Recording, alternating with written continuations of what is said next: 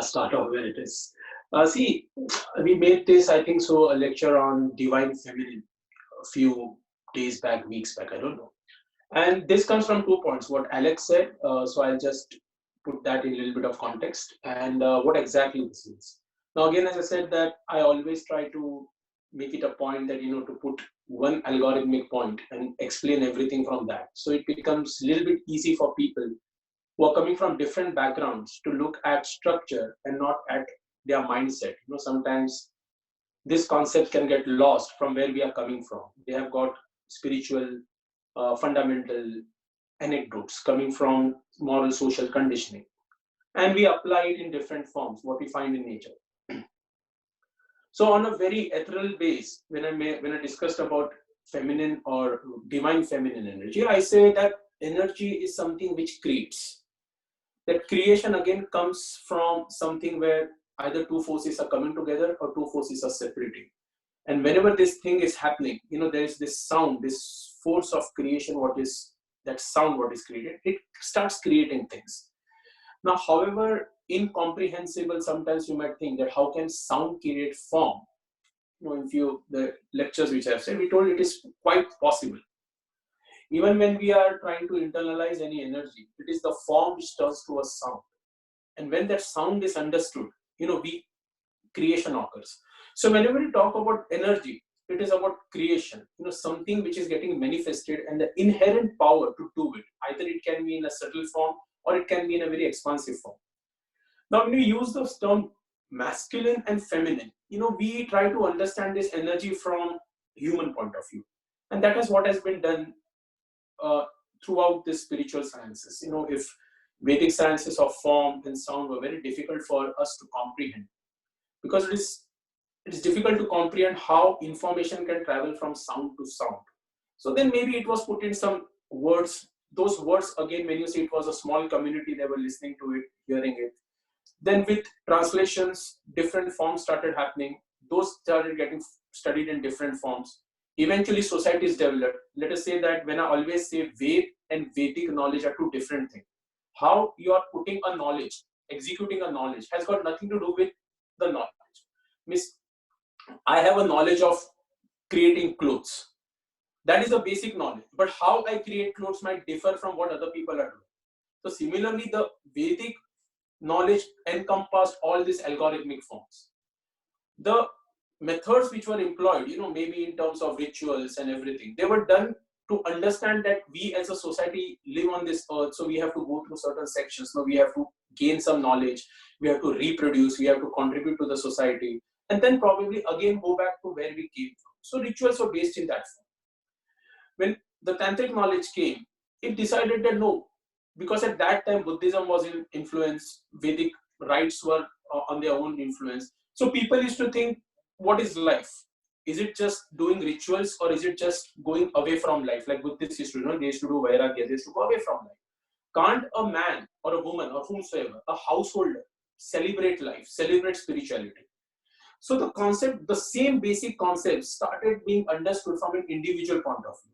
They said that your body is like a yantra, it is like a machine. You have to first, operate it from within by knowing the basic fundamental forces what you have within, and then probably you will understand consciousness. Here, what happened when this thing started happening, when you started understanding this knowledge from within, the concept started of who is contributing what.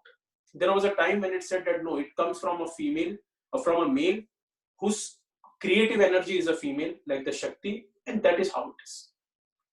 Somebody said no, it comes from a union. When the male and the female energy coalesce, something happens. They understood in that way. Some said that no, the only energy is a female energy, the feminine form. It is a creative energy. The male is just a counterpart. It is just like residing. The female energy is residing in a capsule. That capsule is a cohesive unit of that energy. But that energy which is within is the form. So that became what we talked about as the divine feminine energy. So this is how the concepts came. And that's where we understand this concept. Now, a lot of time, what Alex said that, the predatory energy which is expressed through a male, we are hunters. So we used to hunt. Women used to have the society, as man went from a cave to outside world, started colonizing things.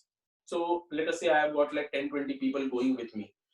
I go to a place and I see that this land is a fertile land. It has got a water source. It is creating some food. The first thing what I'll do is I'll try to colonize that land. I'll say that if I can take control of this land, I can feed my population. Now there are certain things which you have to do to colonize that land. You have to fend off other people. You have to watch out for animals. You have to create resources where everybody's getting fed. Your population is getting fed. So people do certain kind of jobs. Men used to hunt. The women used to take care of certain things because they used to give birth to the baby, so they were like more close to the kids. So these were not like choices which are said, okay, you do this, you do this. These were evolutionary choices which happened. Role keeping. There are certain, again, we see these factions in certain parts of the world where we have matrilineal societies. So the women hunt and the men, they take care of their only job is to create babies and take care of it and mend everything. So we see this. Societies, there is an Amazonian tribe of 100 hunter women, if you go and see. So they cut off their one breast so that they can shoot the arrows with. So these things are documented. Even in certain parts of Northeast India, you see this. So role reversal was done as evolution occurred. There was nothing called as male and female. Of course, the energy within us, like males, certain things we can express well through our bodies, like physical work. But pain threshold is more in a woman. But the point what I'm trying to make is, even if a male is hunting, a male is doing a predatory work, a female is trying to take care of a normal norm what we see, it is not different energy. It is still the feminine or the creative energy which resides within us. The only question why this difference is that energy is understood in different form. Creation is occurring outside me. So I'm not being an encompassing part of creation. I'm just giving something. Let us say as a male and a female. In a female, you are taking that part and you're creating something. So the entire creation is occurring within you. So that was understood that because a womb is there in which the creation is going in a very exponential way, it is a feminine creation. Because in a male something is going out and nothing is occurring, it is a male energy which has to give the purest form of energy for creation to occur. And therefore the concept of Shiva, Shakti, without a Shakti, Shiva is like a shav, is like a dead body who is got energized by the Shakti. This concept started getting understood. And eventually, when this knowledge spread to the West, people started doing translations, people started understanding from their own social moral conundrums, this concept of divine male, divine female energy may have cropped up. Eventually, these practices got aligned with these thoughts got aligned with certain Hatha yogic practices like Vajroli or preserving the male energy, preserving the female energy. And those again started developing into different forms. So if you ask me on a very nutshell, on a very algorithmic form, there is no gender-based division of any energy. There is just creative energy, which is expressed in a derivative form to different ways. It is interchangeable, as we see around the world in the animal kingdom, that a seahorse can change its sex. If it is a male, it can change into female. If it is a female, it can change into male by just shifting the energy.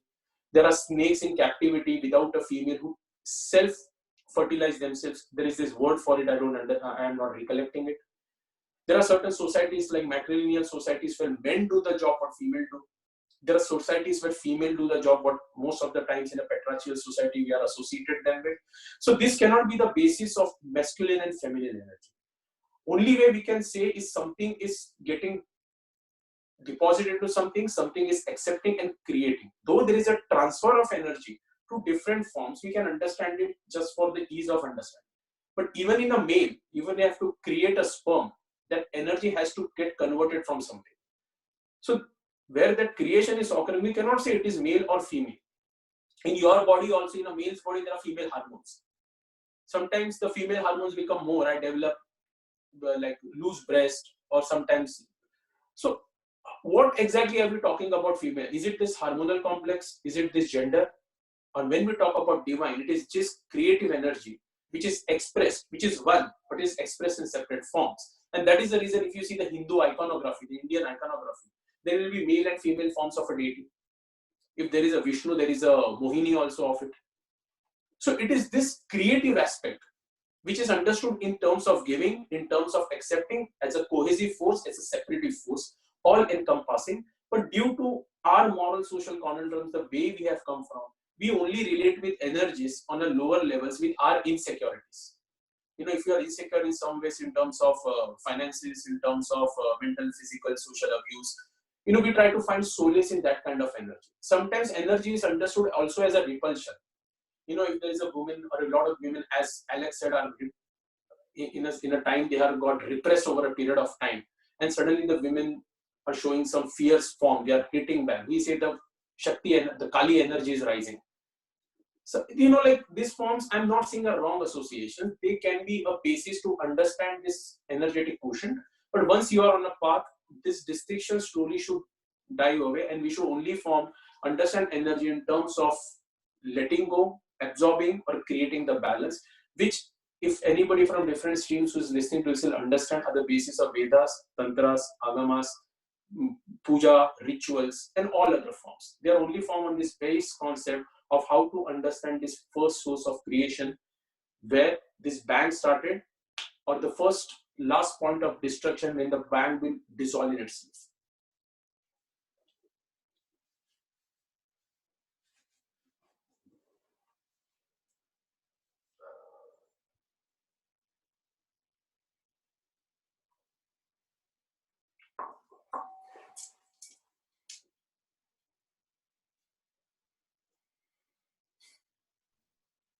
So folks who are new, the way we kind of just do a lot of these sessions is folks can just respond, unmute themselves and respond, or if any thoughts have come up or questions to what Dr. Sumit just shared, just unmute yourself and speak.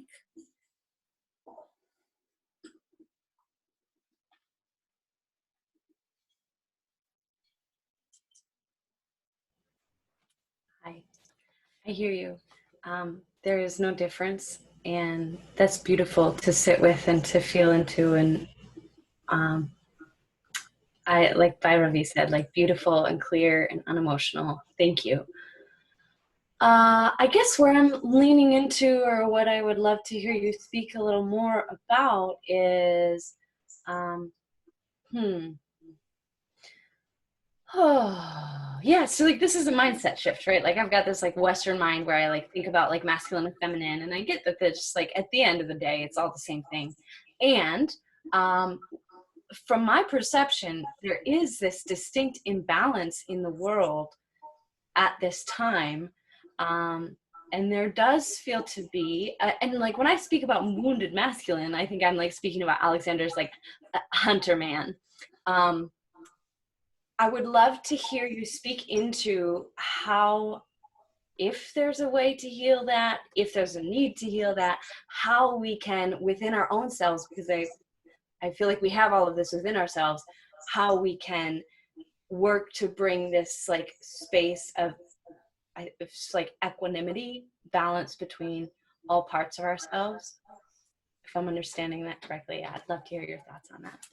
Yeah, it's a very good question, and that is the basis of why there are so many schools of thought to understand this energy in different forms. So this is a very valid question.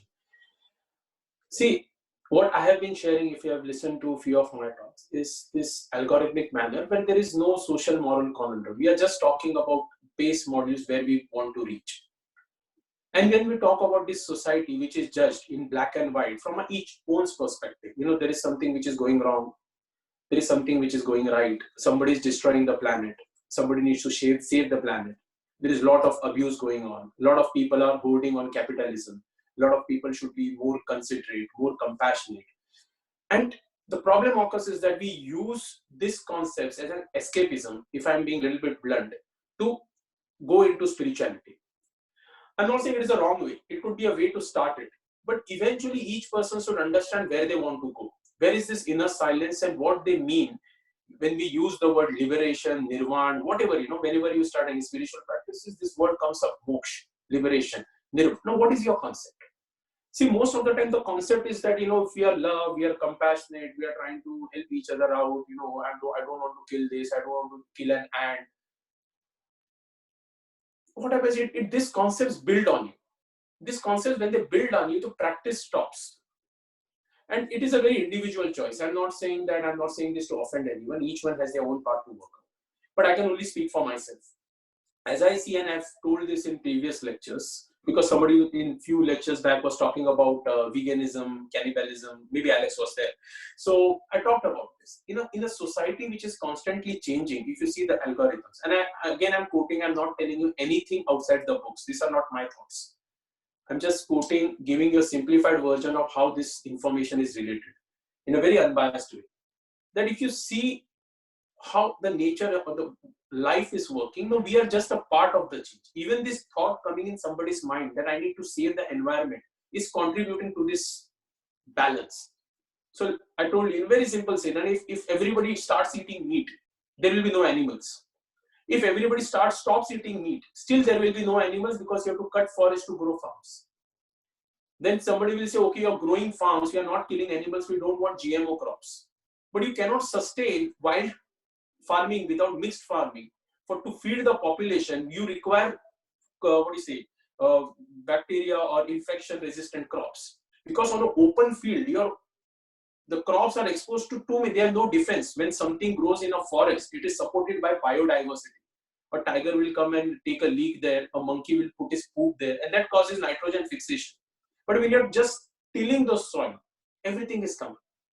You're killing a lot of microbes, you're killing a lot of biodiversity, which we even don't know about.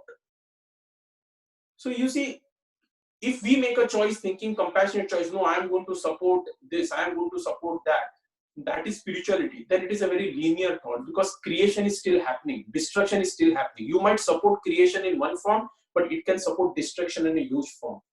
Even if you put on that AC out there, you're putting some kind of a chemicals outside that is contributing like a butterfly effect all over the earth to kill many people, either now or afterwards. Even if you are putting a very good organic food and putting it in a microwave, you're still killing the cells within you. So now what more things are you going to be to prevent yourself, to say, what is the concept of being pure? So the quotient here, what sciences say, that it is not your job to think about this. Your job is to find your inner stillness. What is it which is not affecting you?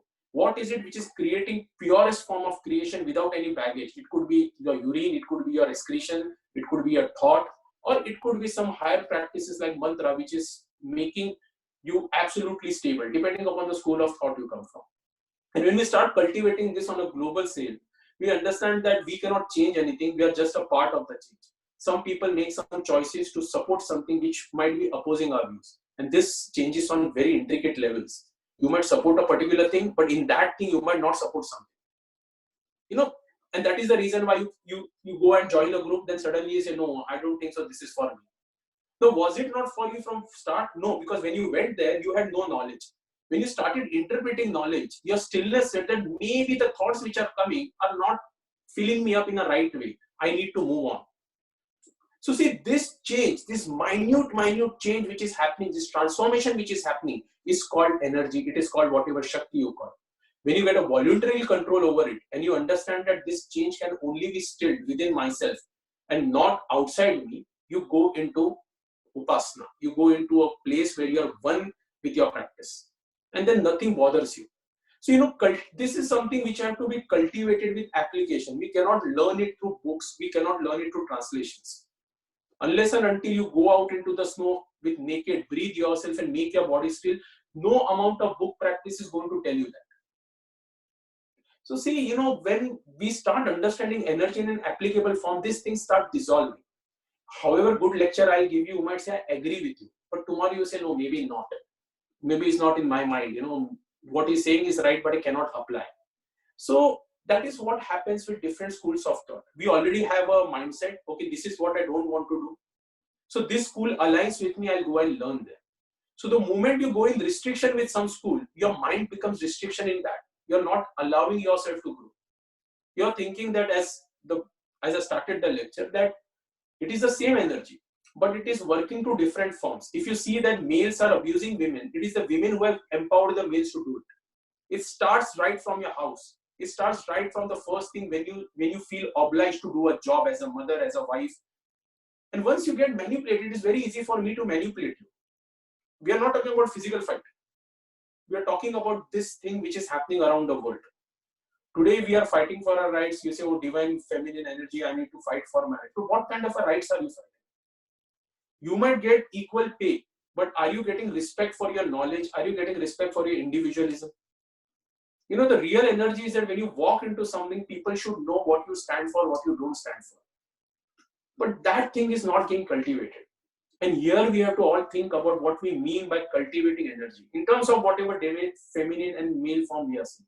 As far as the algorithmic and the treatise form goes, you know, it is a completely different form, you know, so that has got nothing to do with all these questions of social and global economy. But when we talk about these things from a spiritual point of view, then each and every person should study this evolutionary pattern, not only from a derivative point of view, but from an integrative point of view of what is happening in the cosmos. A virus comes, it affects you separately, it affects someone separately. We might say, okay, this is good, someone say it is bad. If you were both in each other's positions, the thought processes changes. But can you feel the same being in any process? You are in the safety of your house, you have got food, you have got nothing to worry about. You will say, wow, it is so good. No? This virus is now breaking all norms. But what if you are caught in a place where you have nothing to go, nowhere to go? All your things of compassion, whom you related with, no one is helping you. You know, there are cases where people are not even burying the body, you know, cremating the bodies of people who died with this virus. So we have to think of this energetic terms in that form where the levels of compassion, the levels of loyalty keep on changing with stimulus around. So we cannot keep on changing the stimulus. The whole quotient is to create the stillness within you, then nothing affects you. And when we see it, irrespective of male or female, we just see it as a transformative energy. You know, eventually that inner silence is cultivated, and there where all your sadhanas, all your school of thoughts, whatever mantra, tantra, whatever you are learning, helps you as a contributing factor. So this is something of my view, which not only along with the quotient question you asked, but I generally try to put these 2 points separate. There is an algorithmic view, which has got nothing to do with our beliefs. And there is a societal view where you have to stick to your beliefs because you have to be a part of something. But as long as that role is played with this awareness of the larger thing, it won't affect you, because eventually you are only going towards death. There is no one coming with you. So when we say the path, it is individual. You're not going to take 10 people, your followers, and say, because I said so. Even if now I'm telling you a concept, are you listening and understanding in the way I am trying to tell you? I don't know. I might think, no, because you're laughing, maybe you understand. But I don't know if the translation is going right, because each word you're connecting with your previous experiences. You're trying to make sense of it. This is how energy works.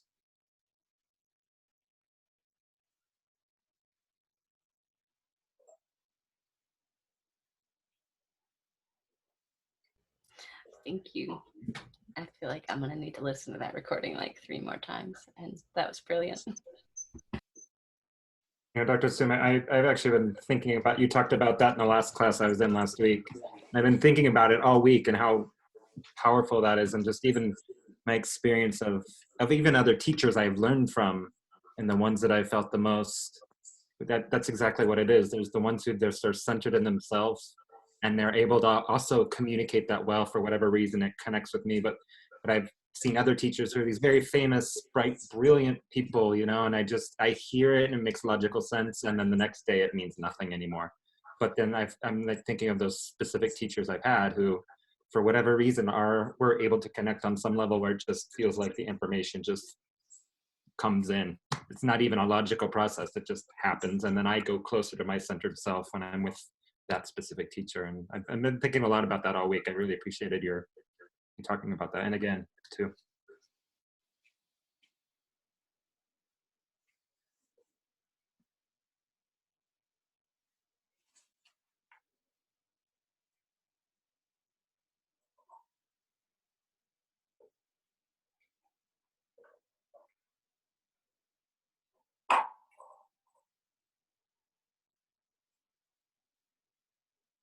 Okay, maybe I'll just throw something in here.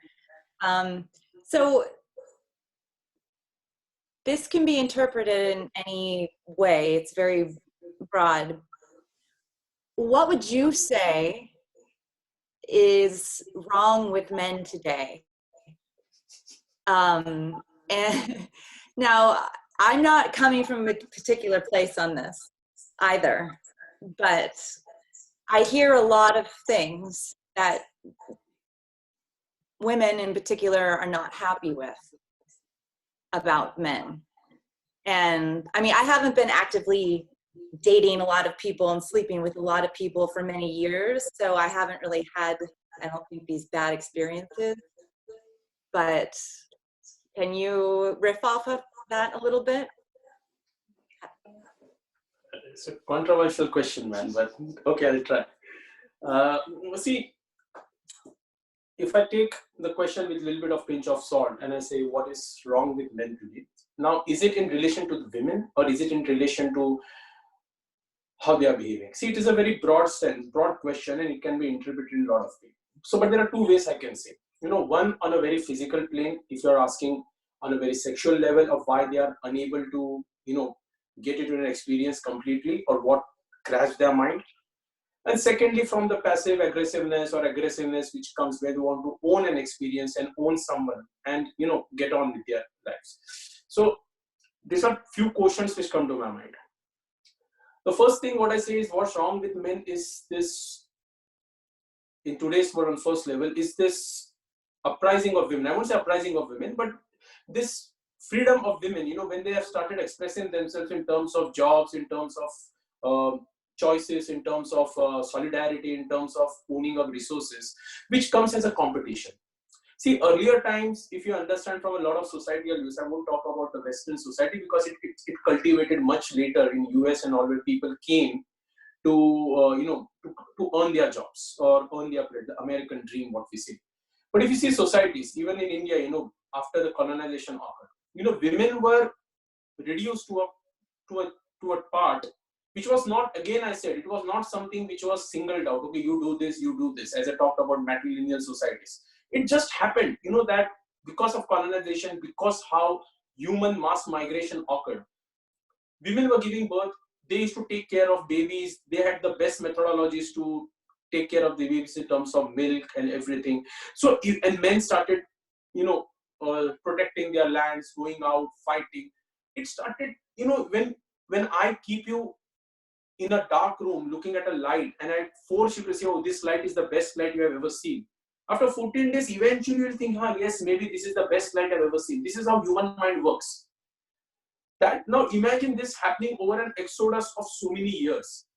There is mass migrations, people are moving from one place to another place, there are empires, there is societies, there is commerce which is happening, women are doing skilled labors, women are taking care of their houses.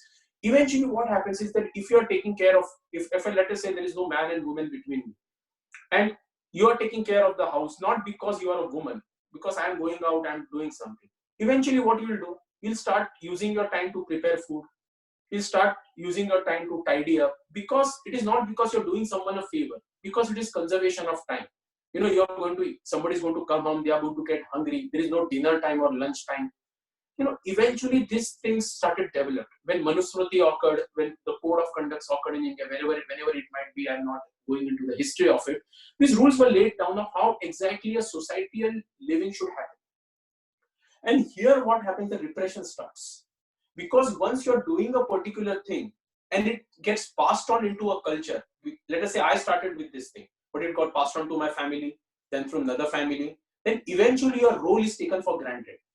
Sex is taken for granted, work is taken for granted, and this repression occurs. There is no concept of what orgasm is. There is no concept of what felicitation is, because your first experience will be the first person you have had intercourse with.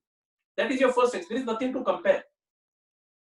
Now what is happening is that because of these studies, because of this lot of things where women slowly started getting education, women slowly started getting, even yoga, earlier time women were not allowed to do it. There were some yoginis, tantrics who started exploring on their own path. If there were women in other parts of the world, in Europe, Transylvania, who used to give medicine, they were burned down as witches. You know that. It is a history which has happened. So this repression occurred. Why? Because when a woman who was associated with a particular type of work, not because of her weakness, it was just an arrangement which started. But as arrangements get passed down into families, they become traditions, and slowly traditions become very difficult to uproot. This started becoming happening. And then eventually now with the advent of technology, as women started getting more jobs, women started getting more kind of liberties, women started expressing themselves for their rights. Eventually, they started getting expressive about their sexuality, about the way they want. And what happens with sexuality is that it gets expressed in your character. It gets expressed in the way you carry yourself. It gets expressed in the way you dress. It gets expressed in the way you work. And here the quotient happened that there was this woman who was supposed, I'm not saying supposed, who was taken for granted that whatever experience she gets through a man should be her best experience, started getting challenged. And once that challenge occurs, a conflict occurs. Once that conflict occurs, this kind of energy conflicts occur. And here you can see it is not a forced choice. It is something where this thing has to be understood. You know, women who do certain practices and say, no, I am liberated, I am Shakti, should understand that it is also her prerogative to slowly release this energy in her social and moral life so that a male wither also gets transformed. For males, the practices are either I am celibate or nothing. You know, like I'm like a wild beast, I can do anything I like. So I'm not telling you from an expansive point of view. I'm telling you from a restrictive point of view. And that is the reason if you see spiritual sciences, they started developing in India, they were more about restraint of senses. They were not more about expansion of senses. You go to any you've been to India, so you know how exactly it works. These spiritual sciences were then exported to the West, who did not find any solace, you know, because in America there was a time before the hippie culture, it was all about eat, sleep, and having sex. You know, there was no concept behind it. And the philosophers who came from India started becoming saints. So it is not a mutual choice. It is how you want an information to be presented. Today also, if you talk about divine masculine, you know, somebody might listen to the topic and say, oh, is he going to talk about male masculine energy? Is he going to talk about how to hold your... See, these are tools to enhance an experience. These are not tools which are very individual. Because for a male, for us to keep forth our sexual energy, to keep going into the form is very difficult, because if a woman is in the heat, our initial process of procreation is to throw the sperms in as much force as we can so that we can reach the ovum. And that is the reason why when men and women try to make babies without any sexual innotations, generally it fails. You have to do IVF, it fails. But when out of passion something happens, you know, the chances of conception are more because you're going that much deeper inside. So it was from women, and something started understanding that if this energetic wave have to be increased, this man to woman quotient, this man to woman kind of repulsion must stop. What is the cause of domestic violence most of the times if you see in India? Most of the men are unable to perform in bed and they hit the women because they feel it is because of them they are unable to perform. This is a statistics released. You can download the paper. So from this anecdotes, we have to understand the subvergence of why this mismatch of energy is there. Today we have a set of women who say, no, I want to control my energy. You know, I should be separate. The men always say, no, women should not be separate. They are weaker, say they should be behind. But there is no way to let go of this, what you say, this ego or whatever, and understand energy without any gender. Energy as procreation, energy as separation, and energy as upliftment.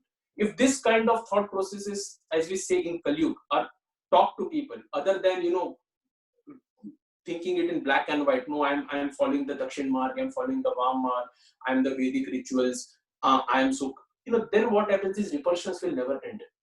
You will justify the choices just because you have a moral social connotations. But what is energy? What has it got to do with moral social connotations? It has got nothing to do with it. Energy is independent of what you believe in the society. And because the face of society has changed, a time when women were not allowed to vote, a time kind of the man law, when if you are married to someone and even if you cross a border of US with another guy, you would be jailed for prostitution. This was the man law, MANN law. You can just search it up. What was the man law? From this, we have come to a point where women are working, women are holding up for their choices. And it was not much into the history back. In Europe, 4 votes of a woman was considered as 1 vote. And, you know, once we start understanding these political, social repercussions of how society has developed, eventually we start understanding energy transformation. But if today, if you are born in a very open society, let us say that my daughter or someone who gets born in this society, where this kind of annotation or connotation was not known. For them, it would just be what we say. You know, no, I need my choice. This is what I am. This is how I should be. No one should repress me. This is how Shakti I am. You know, I am free. I am off. And that is not what is meant. And see, once we start educating people on application basis of these concepts, then whatever the kind of studies you are doing from whatever school of thought, it becomes much more easier to implement. But if you only try to implement procedures, if you only try to implement mantras, if you only try to implement upasanas and not understand these historical geographical connotations, eventually the expansion won't happen. I hope in a nutshell this little bit answers your question, because it is a very broad question. So it becomes difficult to pinpoint what exactly you're asking for. But I thought I covered a lot of points which you were asking for. Yeah, definitely. I think that it points to one of the senses that I have, that it comes from a lot of insecurity, which may be stemming from them being insecure in the shifting of the energies that have been present for so many centuries. So, and again, I think it does harken back to the masculine energy, because it's not only about men. We can see this in other kinds of relationships with whoever is holding that role. Right. So, yeah, thank you.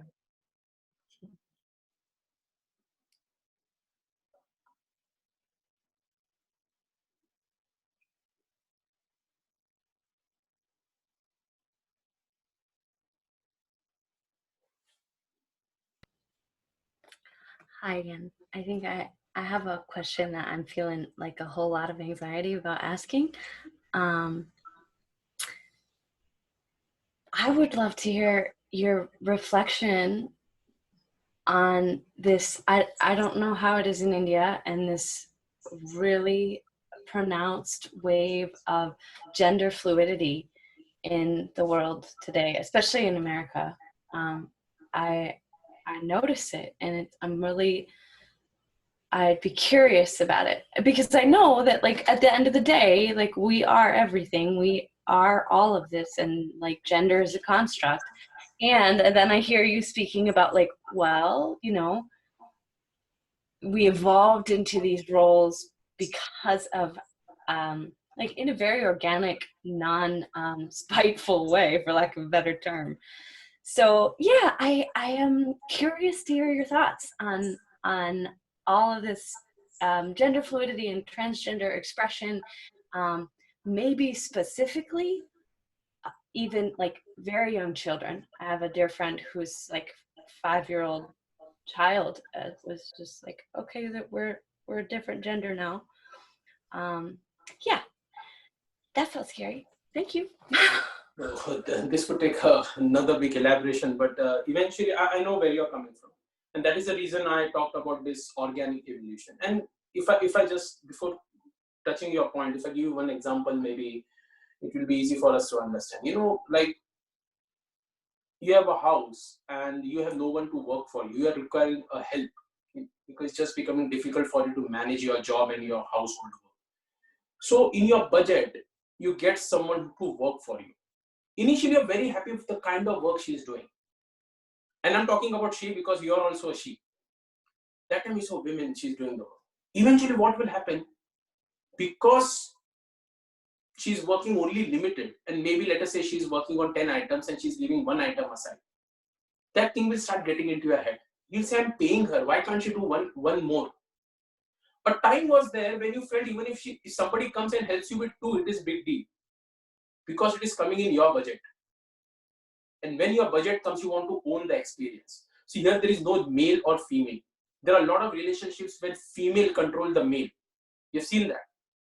So this fluidity or whatever you're talking, this is a very organic thing. It is our inherent nature to control an experience. Because when we feel empowered, you feel that you are in love with someone, and suddenly you feel that that guy is so much into you that he is like smothering you. You feel in control. The very attention which you seek for suddenly becomes a rash for you. See how these things change. So fluidity comes from this inherent ability to control. What has happened in tradition, that ability has been given by birth and accepted as a society. And that is the reason why women themselves feel privileged even if they can break one shackle of it. They say, okay, I stand up to my husband. Great. You don't stand up, so I'm Shakti. But the same thing will run behind their children, asking them for food and taking their taking their karmas on their head. So one role they are saying I've evolved.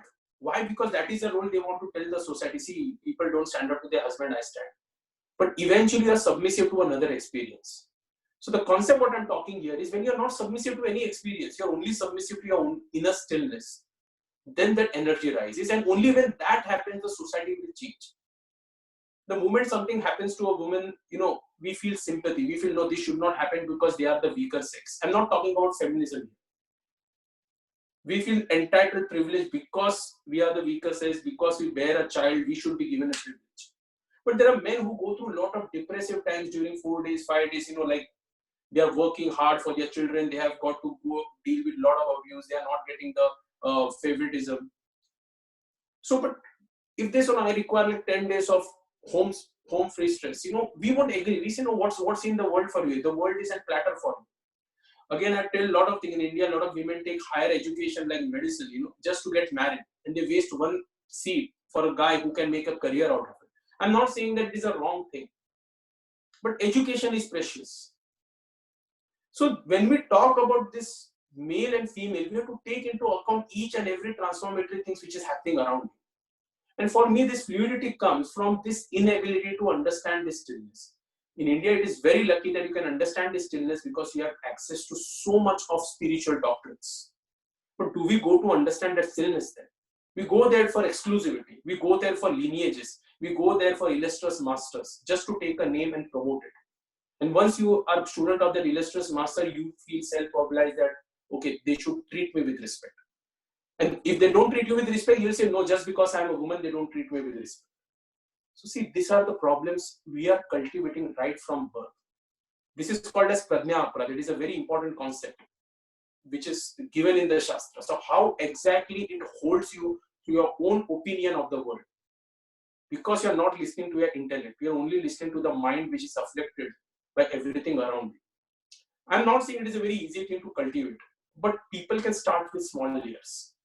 There is nothing called as feminism, misogyny. It happens. It happens everywhere. If one is deprived, he is deprived or she is deprived irrespective.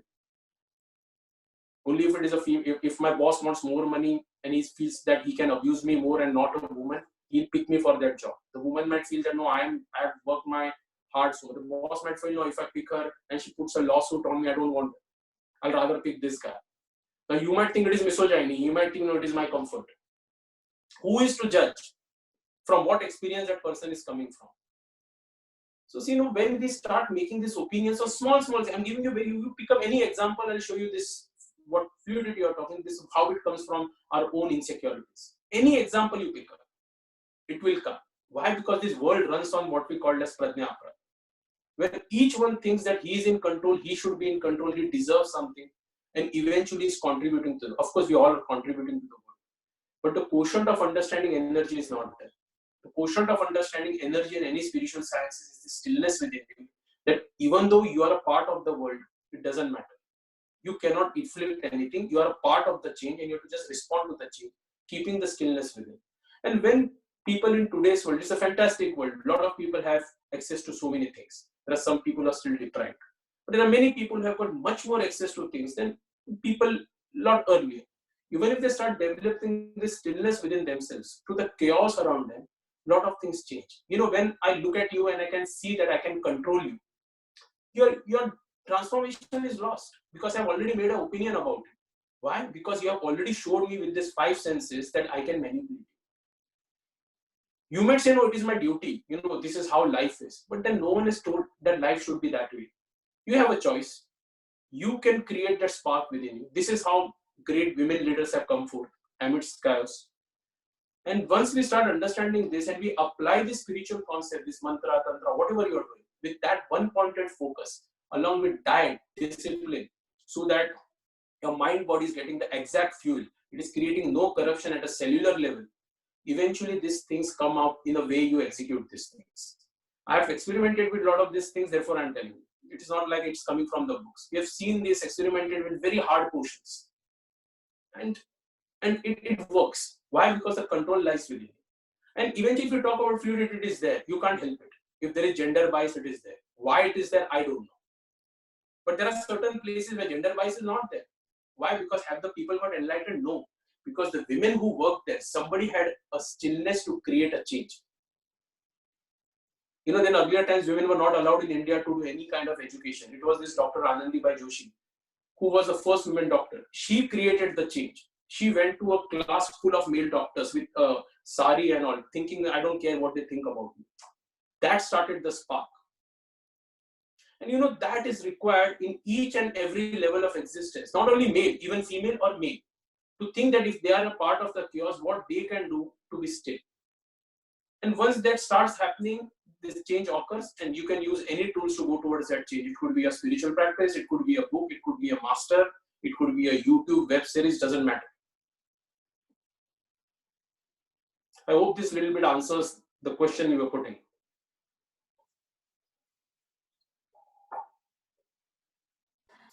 Thank you.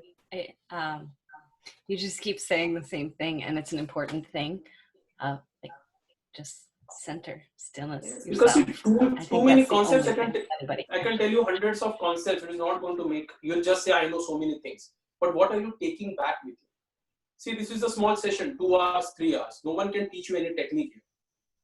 And that technique has got no meaning. Again, that will be because I taught you some breathing, you'll say, wow, you know, I felt good. That is not what is required. What is required is whatever you have learned when you came here, can you center it so that you become independent with it? So no knowledge is bad, no teacher is bad, no lineage is bad. But we have to understand what we need to take from it. If we just give everything to the other person, then you are still getting manipulated. What's the use?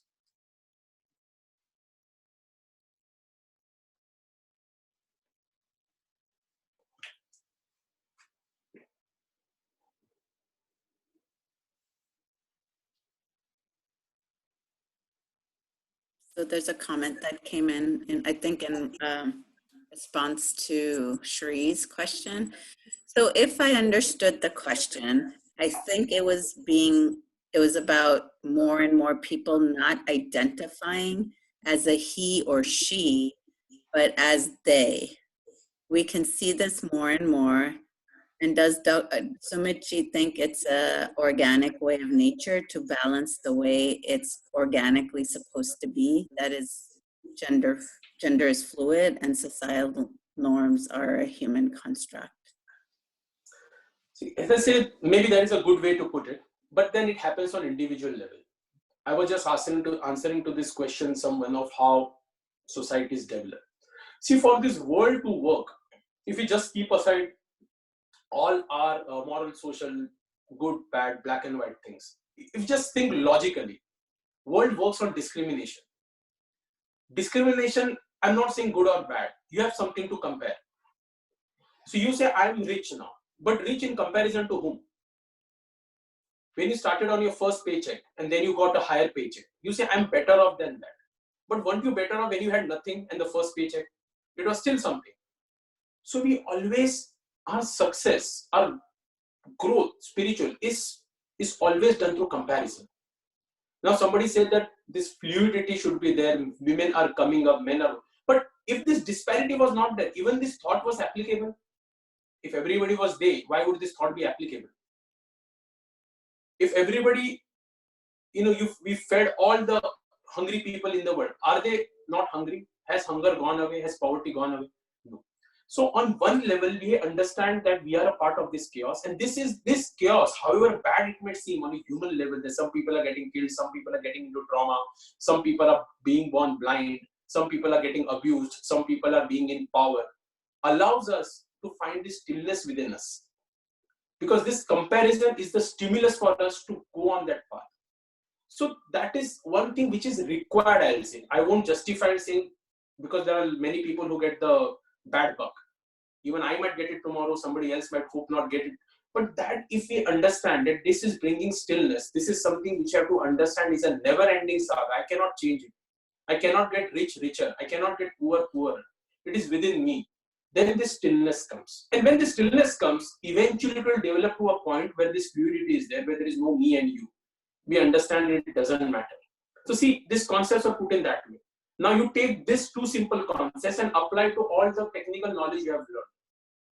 If you see any people who are giving any kind of a spiritual talk, they tell you the same thing. If you do any tantric practices where they tell you what to not to do, what not to do, it's telling you the same thing. If you do the Vedic practices, it tell you the same thing. If you look from an Ayurveda point of view, Dharaniya, it will tell you the same thing. So see, again and again I'm saying, not because I think, when we say everything has been grown from one thing, then that basis of knowledge, that building blocks should be able to explain from one point anything that is going to happen into the world, what has happened in the world, and what is happening around us. If you can't see the center point, then eventually it becomes very confusing. So yes, from a societal point of view, these discriminations are required. However bad it might be for someone, however great it might be someone. Because unless and until you go through a bad experience, you don't have a reference point to get out of that experience. But once you get into that experience of stillness and you start building, you understand there is no we and you. There is no nothing. It is just oneness. And that is what the concept of Shiva Shakti is. Though they appear separate, it is just oneness. It is that same energy, but it appears in separate form. For some, it is a divisive energy. For some, it is a cohesive energy. And for some, it is a balanced energy. And that is how we have come to understand these terms. Once you go into application form under a guru, in some practice, and you start applying it, these things become very apparent because you are changing from within. And the moment that is not happening, you are trying to convince others with your point of view. So here I'm just telling what I practice and what derivative I have come to know. If somebody has some different kind of thing, maybe I can put my point and say, okay, this is how I understand it because I practice it this way. But if somebody doesn't understand it, maybe it is their approach might be right and they will arrive at it in some form. But this thing I can say sure that however and whenever they will arrive there, they'll understand it is the same thing what I'm talking. Maybe it is coming forth in a different way. So I think this is how we should look at this fluidity question of me and you, who is bigger, who is small, masculine and feminine, from a societal point of view, from an evolutionary point of view, and from spiritual point of view, what exactly it means in terms of application.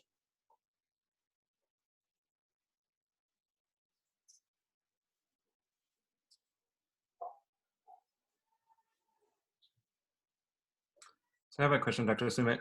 You talked about, all these different practices that can come from any lineage or any school. Is there any context for this specifically in Ayurveda? Or is this different than that? No, see, Mr. Josh, it's like, I said the concept is the same. Ayurveda also comes from Vedas, right? It is not like Ayurveda has got a separate book like Cunningham's Manual of Anatomy. The doshic concepts, the Panchabhautik concepts, the Trigun concepts, the Ahankar concepts, they come from Darshan Shastras. Ayurveda has just taken certain forms to understand human body. But when we talk about the word Veda, again I have to make this difference very apparent to a lot of people. Vedic rituals are different from Ved. Ved comes from Dhatu, Ved comes from V, which is expansion. It is all-encompassing knowledge.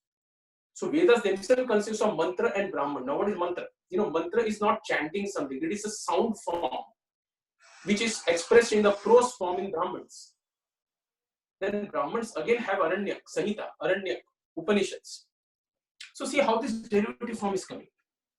From the same knowledge, rituals were there, Griya Sutras were there, Kalpa Sutras were there, Sulva Sutras were there, which were enabled for us to lead a life here on earth. You require measurements, you require economics, you require a home, you require a cooking fire, you require to eat. So how exactly this society is developed? Then what forces helped us? Upasanas were there, Havan was there, home was there, Yaga was there, happened. Then eventually it happened that, do we have to go through someone else to reach the Brahman? Do we have to go through this sanskaras to reach the Brahman? Earlier this was not a cause because Varna was not caste. Everybody was given their specific rules in the society. Somebody was a skilled worker, so he used to contribute to commerce. Somebody was a merchant, he used to take those goods and sell. Somebody was a fighter, he used to protect the land. And somebody was a priest, he used to do oblations for everyone. But what happened? Those Varnas became castes over a period of time. Today what happened? Let us say somebody is a Brahmin, so he's only allowed to do priesthood. But if he goes and works as an engineer, then as per the Varna, he is a Shudra. But if you tell someone like that, it is a different thing. So we have to understand how this knowledge got percolated with the advent of scripts. So with the advent of scripts, it became very difficult to understand these things. Though they started creating shakas. I've got this video on introduction to Ved, probably you should go through it. And this thing slowly started coming to Pratishaka. Eventually what happened is that people said, do we have to go to a priest all the time? or we have to go. Then this tantric form started, which were the same thing written in the Ved. There is nothing wrong in it. People say tantras have not come from. It is the same concept of akshars, of nad Brahman, of shabda Brahman. There is nothing different. But they said that no, this yantra of your body is propagated by a mantra, the breath within you. So if you understand the working of this yantra through your mantra, then eventually it is a tantra. And therefore the sutra form was given. You always say thread. Because if you know the thread, you know the entire arrangement of the cloth. So there were different sutra. If you say there was a Grantha Sutra, so people should try it. So if you know that sutra, you know the Grantha. In every Grantha, because you asked Ayurveda, there is a sutra stuff. So if you understand the sutra, you understand Ayurveda. Like I tell a few of my students that for me, Ayurveda is Hetu Ling Aushad. Finished. I don't have to read anything else. Not even one chapter of Nidan, one chapter, I don't require. Why? Because in any disease, 3 Sutra Ayurveda, it is written, right? 3 Sutra Ayurveda, Hetu, Link, Aushad.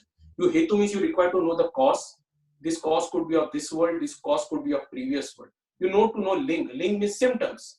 And you know to know Aushad. That Aushad could be mantra, that Aushad could be herbs, it could be modern medicine, doesn't matter.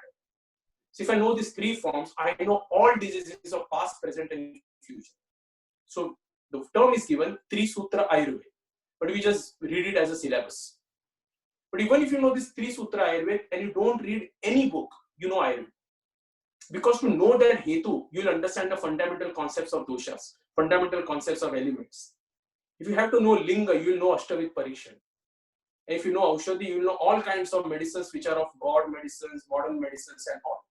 And once we know this, and so see how beautiful it is put in. So when I say that there is a Bhavartha, is a translationary forms, books are translated. And there is a Gudartha, a form which has to be envelope, opening the envelope. That can only come from a master to a student when he's practicing on those lines. And therefore I said that, any tantra, anything you take, even if you say the word tantra, it is a way. Tantric is different from tantra. So when we say Shalya Tantra, in Ayurveda there is a word, Shalya Tantra. Why it is tantra given? Because it is a mechanism. So today I have a liver thing, there is a mechanism of how to go about it. Different doctors might go in a different way, yet they are doing the same tantra. So tantra is very different. The various forms of tantrism are different. Somebody might do the yantra puja, somebody might do nyas, somebody might do something else. That is a different way. And so when we start understanding, yesterday's lecture I was talking about Nirukya, etymology. So these small things, these few fundamental things, if you know from Ved, then no Shastra is out of your reach. But can you implement it? And if you can't implement it, you read any number of translations, any number of books. Nothing comes in form of application. We keep on getting confused. We think, okay, this method is easy. Oh, I read this translation, it appears much easy. But is the translator a practitioner? Is a practitioner a translator? It can only when you are practicing, you will come to know if I'm making sense to you. If you just say, no, that's right, doctor, but there is some verse in Charak's Nidanstan 20 page, explain to this. It is of no use because you will get hundreds of explanations for it. But when it was written, we were not there. So we don't know in what sense it was written. So this is what I meant about this one thing. You pick up anything, you pick up Ayurveda, you will find the same question. Because in Ayurveda, there is a concept of Atma given in Charak. If you read that this chapter, the same thing is mentioned there. If you want to know about a pinpoint of how human life evolves, there is Atul Gotriya there mentioned. It's all about epigenetics if you read it properly. If you just read Jwar, the biggest chapter, all diseases that are going to happen. Because whenever a child is born and a child dies, there is Jwar. So you don't require any other disease to know. So see how beautifully they have put this in a very concise form. But it again depends how you read the Shastra or how you understand the etymology. So the whole concept of this was to reduce the clutter. So they first gave Sutrasthana. This is something you understand, you don't require. Then they elaborated, then they elaborated, then they elaborated. And that is how a sound to sound transmission, a sound to form transmission becomes difficult to understand. And we start from this literary context and we take those application and translation of concepts to be Brahman. We say, no, this guy is a, like for example, if I am a very successful doctor, then whatever I have written must be the truth. It is wrong. My translations can be pathetic. I might write anything. That doesn't make me an authority. But if I'm telling you something to apply, which is not outside the Shastra in a very all-encompassing form, then that should be correct. And therefore, in Shastra, it is said there is Tantra Yukti. Also, you have to understand if this Shastra is valid or not. Even the Shastra itself tells, test my validity. How? Rules are given. And these are not only applied for Ayurveda. You can test any Shastra, modern medicine on this food. There are like Shadvid Linga, Chaturvid Vimarsha. Of if this Shastra is is this Shastra correct? And Chaturvid is it for you? Only when you know these 10 links, 10 symptoms, you can accept a lineage, you can accept a Shastra. But these things are not taught because we collect information from here, there, we get aligned with what we feel is right. And eventually, once you invest a lot of time in one kind of a study, it becomes very difficult to backtrack. And I therefore, in my lectures also, I try to pinpoint on this one point all the time. If people listen to my 10-4 lectures, they say, no, everywhere he goes, he comes back to the same point of stillness. So that should be a compliment. There should not be a frustration. That I'm simplifying these things for you, that, just look at that point. Wherever you go, my ability to tell you that anything can be explained from this one point shows you the beauty of this way, this knowledge, which is all encompassing. And that is where you pick up any Shastras. You pick up Ayurveda, you can reach whatever state you want. You don't require to learn differently Tantra. Because Ayurveda is science of life. If you understand these aphorisms of Charak, Trisutra Ayurveda, Trayo Upastamba, Chaturvid Purushartha, 4 or 5 things you remember, your work is done. All Tantras, Adams will come to you. So it is given Dukkhastum Rogam. Dukkha is a word given if you are unhappy or diseased. See, it encompasses all diseases. Even if you don't have symptom, but you are unhappy, you are diseased. Earlier people used to say what happened, but today we say no, depression, stress is a thing. There are no symptoms, you are just not feeling good. Today it is a disease. So where can be a more encompassing the definition of disease? In this Shastra it is given. There are only 2 types of diseases, Apatarpan, Santarpan, nourishment and non-nourishment. You know these 2 things, you can cure cancer to common cold, everything. But that has to be known. And so these things, any Shastra which has come from the Ved, which has come from Dhatu, will make you reach back to that point of origin because its prayojan is the same. Its goal is the same. And however you approach it, it doesn't matter, as long as your goal is that to declutter all this knowledge and concise it into one. And if you're going in that path, however you approach, it doesn't make a difference. Thanks.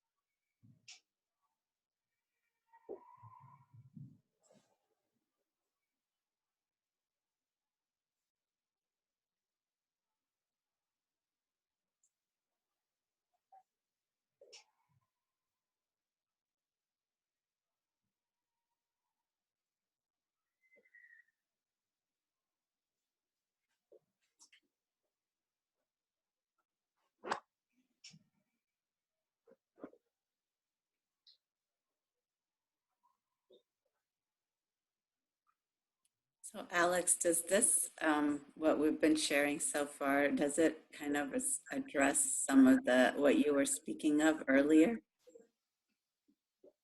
Or how is it kind of? Oh, it's so beautiful, that it's enough to make me want to start studying Ayurveda, Under your tutelage, of course, doctor.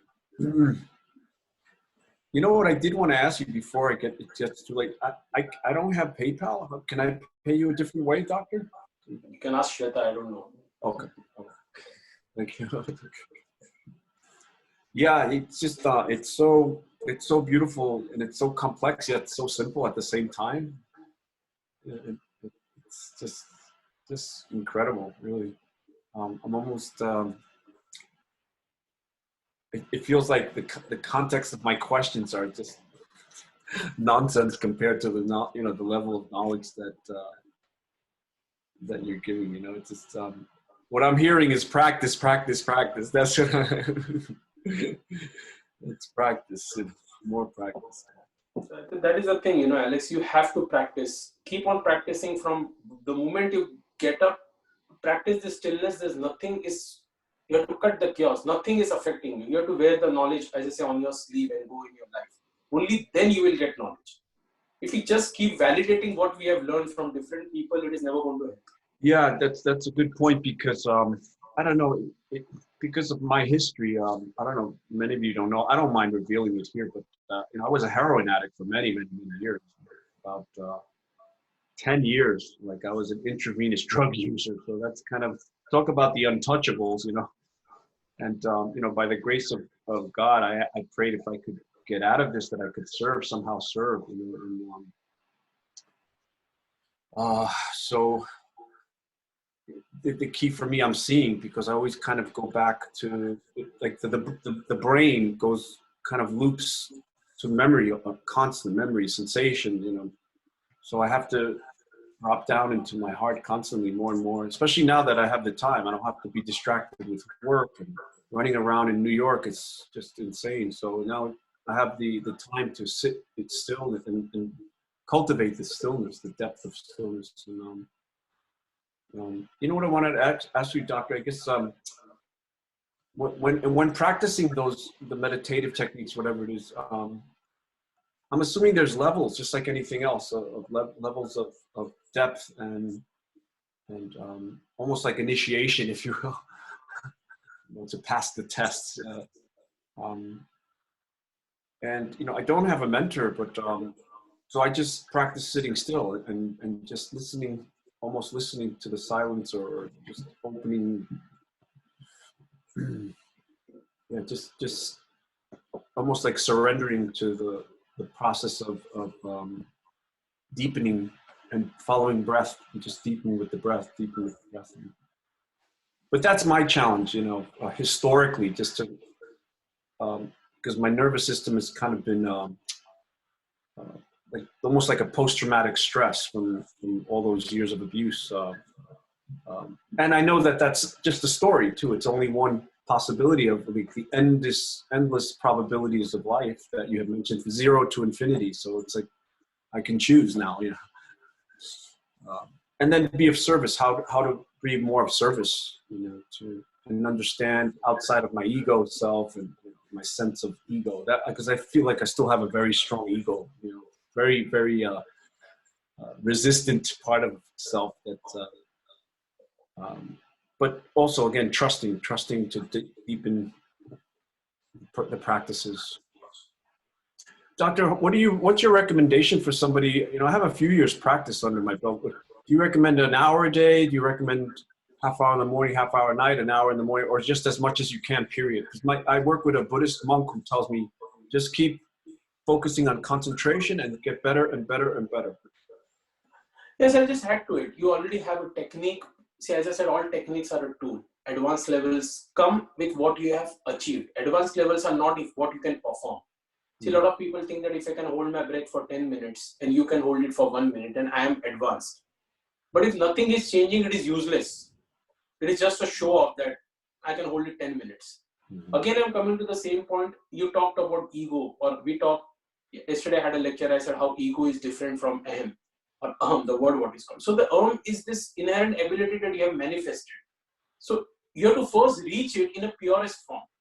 Your or your ego cannot be validated by someone else. Let us say that you get angry on someone because someone told you something. And then you say, sorry, I have not controlled my ego, therefore I shouted at you. That is a very wrong concept of ego or ahem. The ahem is this inherent ability that only I have manifested. There is nothing manifested outside me. It's me. So then it comes to your mind, the concept of how it is taught. in a lineage is that whatever thoughts are also manifesting in your mind, the validation, the justifications are not there. You do meditation and you think you go back to your PTSD or whatever it is, and you're thinking it is helping you. That thought is manifested by ego itself, that you, because you're doing this, that is not there. But it is already there. See, the spiritual sciences, advanced sciences tell you in a very logical form of what you need to get out of. You have to first reach your own aim. And what is it? It is a, in Sri Chakra also we say it is like the first and the last letter, and within which the comes. So why it is said like that? You have to reach your first purest aim to understand that only you have manifested, nothing else is manifesting within you or outside. And this manifestation, I'm talking in terms of vices, that you want something, you justify something, that validated something, you want to do something pure for someone, compassion for someone. These thoughts also should not manifest. Once you go into this stillness that only I have manifested, then your advanced practices starts of how to retain that manifestation and eventually get over it. Now use any technique to do it. Doesn't matter. Even if you're talking, watching a TV, and if it is manifesting, it is fine. Or you're doing it in a very, but what we say, no, because I'm getting up at a particular time, I'm putting some practice, I'm putting a banda, I'm putting Gudiyan, Jalandhar, banda, you are yourself self-appropriating that I'm going into that state. Nothing is happening. So these manifestations, when they stop, as I said, when I go to, if I'm hungry, it doesn't matter if I have something else or something. I was talking, as long as it is giving me that stillness, then manifestation is gone. But if I say, no, I'm doing this practice now, I should eat clean, I should not eat meat, then yourself you are contradicting the concept of 5 elements, 6 days. And these thoughts, when they stop manifesting, you stop living for others' validation. And also for your validation. You're just living because you want to exist in that state. Self-validation is also a very bad thing. Because it doesn't let you, sometimes it is required, but you cannot go into a state of 0 from state of 100. So first you have to cut out the lesser evil, and then you have to slowly arrive at your own evil. And then you have to get over it. And this is a constant struggle. Even I am struggling, you're struggling, but at least I have that awareness, so my struggle will go a little bit in the right way. So I can talk with you with a little bit of confidence. So it doesn't matter if I don't have that awareness and I can, hold my breath for 20 minutes or go inside the water and stay for 100 minutes, doesn't make a difference. But we associate these things with higher and advanced practices. Of course, there are advanced kriyas. Kriyas are different. Advanced kriyas are used to cut time for meditation. If I'm getting into a state by 100 breaths, and if there is a breathing technique which can get me there in 2 breaths, I'll use it. So it is cutting me time because I've already created the stillness within me. And these are certain things which, because I'm into an application path for 15, 20 years, I can tell you with a little bit of authority. This is what we have to search. You have to test yourself in various geographical conditions, various mental conditions where you are supported, where you are alone, where you might not get your kind of food, where you may not get your kind of clothing. Can you keep the stillness? It is very easy to sit in the confines of your home in the night, get up, put some scented candles and meditate. Nothing is going, there is no comparison of what is chaos is going around. And there, I'm not saying those processes are wrong, even if you can do that, but with this, it's still pointed. It doesn't require. But if your hours and hours of meditation are increasing and but nothing is changing within, then that meditation is not helping. It might make some physiological changes into you. Maybe your oxygen getting capacity will grow. If I put a heart meter on your heart, maybe your heart rate might go down a little bit less. But that is not required. The ability to voluntarily reach that state when the chaos is hitting you is your practice. See, if you are making me angry and I can just lower my breath rate and come to that stillness, you are not affecting me. So that is the practice which we should try to aim for in the chaos. And that was meant by pran ayam, the control of pran at voluntary way. Voluntarily, whenever you are going into chaos, can you control it? And see, this practice you take with Buddhist things, Taoists, whatever methods you want to use, it doesn't make a difference.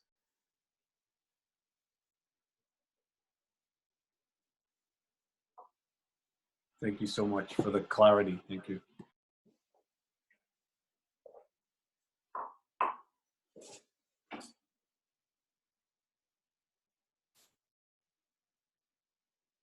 I have another question. So since we're coming back to this concept of stillness today, so specifically related to men, how do they get away from not repressing instead of finding stillness? Because very often that might be the form that they think they have to be, or this goes for anyone, but we think we have to be still and control ourselves, because really we're having all of these experiences and emotions flowing. That's what the stillness is. And I think a lot of times there's a misinterpretation, and then that really gets in the way and it's the opposite direction. It's like forcing brahmacharya on yourself when you're still experiencing all that and trying to push it away. See, that expression comes from our limited notion that if you are spiritual, you must be calm. And that is where it comes from. Not necessary. You can be angry. There were a lot of saints which happened in India who used to shout expletives, and yet they were still. You can read the stories of them. Yeah. Quotient is that you have got 9 rasas in purest form. In any form, you can be still and yet be not repressed. So the point I'm trying to make is this formal education. You know, a lot of time people take up spirituality as an escapism. Because they can't control an emotion, they go to a spiritual side. Their mind is, they'll do meditation. Okay, calm your mind. But there is no concept of what calming the mind means. There is no definition. Calming the mind doesn't mean that you have to go into a coma, like sit still. This concept of why that stimulus is hurting my mind is important. And I'll give you a very simple example of Vipassana. These Vipassana things people do.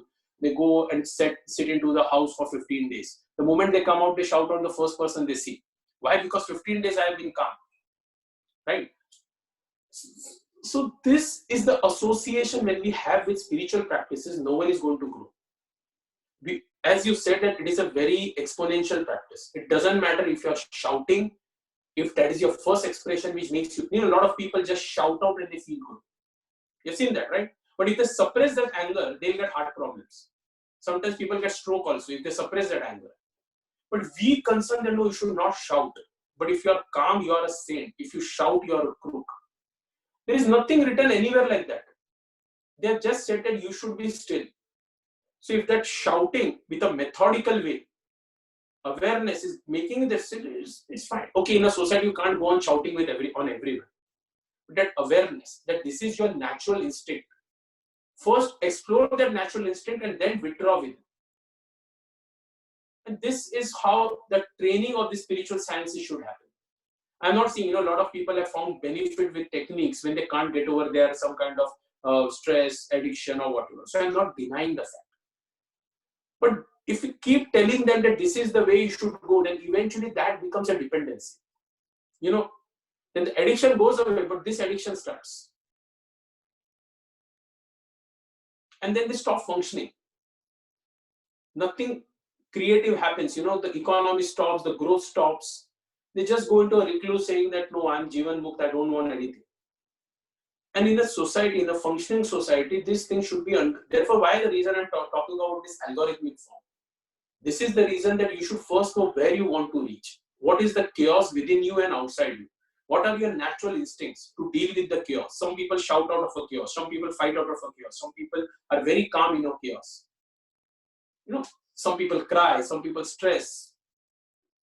That is the way to deal with it.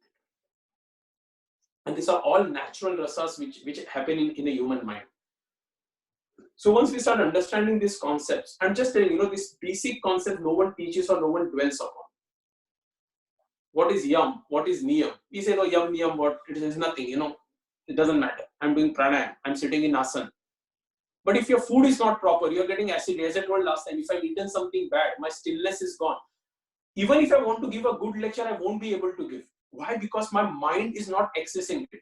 The gas is forming. It is not allowing the brain blood to access the remotest corners of my brain. But let us say I'm on a very proper diet, morning to evening, nothing is forming. I have got complete access to my senses.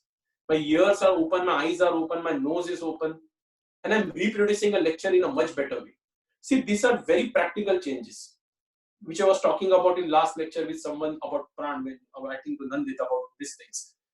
So these things, if we take, and these are not spiritual things, these are very technical things which are put up. So anyone who wants to take up a spiritual practice, again, why I'm coming to this point, earlier spiritual practice, people did not take in a class. They arrived with someone and, the chaos was handled by that guru. Chaos was handled by this institution. Today we are taking classes online. Today we are going somewhere and taking a crash course on spirituality. Why? Because I'm stressed, I want to go there. These concepts are not taught because the person who is teaching, his stillness is not there. So let us say, if you know me, then if somebody wants to eat after 6, I won't allow them. But if I have to say, okay, fine, you're paying me some few dollars, 6-5 is fine. I'll also have a drink. See, if my stillness is not there, what I'm going to tell you? Just because I have a certificate or a degree, does that make me viable to teach? So these things, every practitioner who wants to go into this science should first slowly cultivate within themselves. At least these concepts, some form of discipline where they can validate or they can at least arrive at whatever is their brain is saying. Is it absolutely in sync with their senses? And once that thing happens, and how honest they are with them. So if I'm not feeling good within, I know I won't be able to give you a good lecture.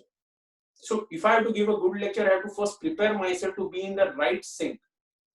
And that is where this thing comes. When the male repression comes, it happens due to stress, work, their own insecurities of performing, could be anything.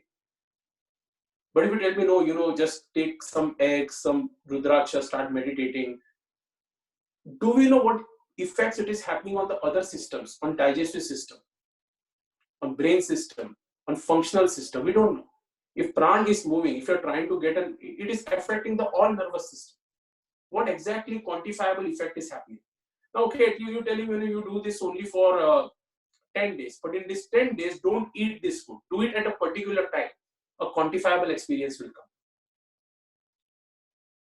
But if you tell them, no, just do it, this is a great technique, you will feel calm, then their only experience will be, I'm feeling calm. But that calmness is like alcohol, it will suppress your CNS system, but someday it will, afterwards, again, the volatility will come up. And these things, I think nowadays, if you want to treat male aggressiveness, this kind of things in a fast moving pace, you have to cultivate this culture. You have to reject people if they don't cultivate this culture. And if we start doing this properly, eventually people start understanding, and people who want to learn will definitely go ahead and do it. It is not a very difficult thing to cultivate. You don't require to put so much of hours in learning asanas and practice. Even if you can understand this one simple system, anything will work. And that is how sound to sound information was done, because that stability was there between the master and the student. So that sound used to go, it is to hit the senses, and the right kind of information was located. If the stability is not there, then nothing is getting transferred.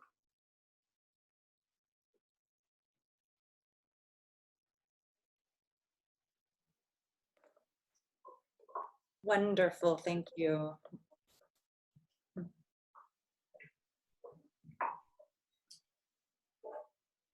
So I've heard you say, repeatedly that there's many ways, there's many processes or systems to use, but what, just out of curiosity, what has worked most for you? See, for me, I have arrived at these conclusions after traveling over a long period of time, working with a lot of people. So if each one taught me the same, different things, but for me, it was that, what is this one thing I can use to arrive at it?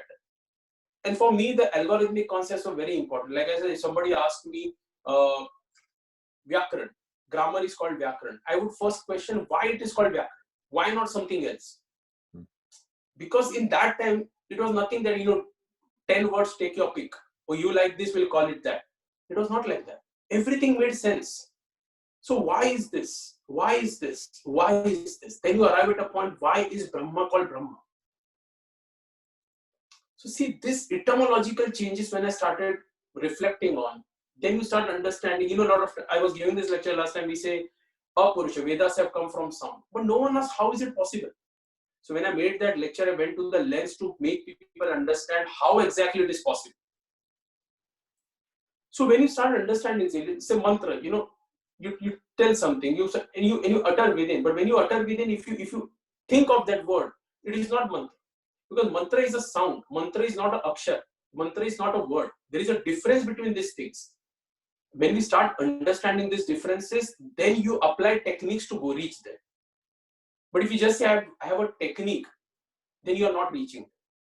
So in Shastra, if I say mantra, the word, the varna, the akshar is a letter, and the shabd, the conjoint of it are three different concepts. So by sound, a word is formed, akshar is formed. So when you chant a mantra, it should only be that sound and not the word which is happening in your brain. Now, how can you replicate it? Because it was replicated by someone. So at least you must have some method to replicate it. And this thing help you with all these practices, what happens. But it's going to give me a mantra, I'm chanting Om, doesn't matter.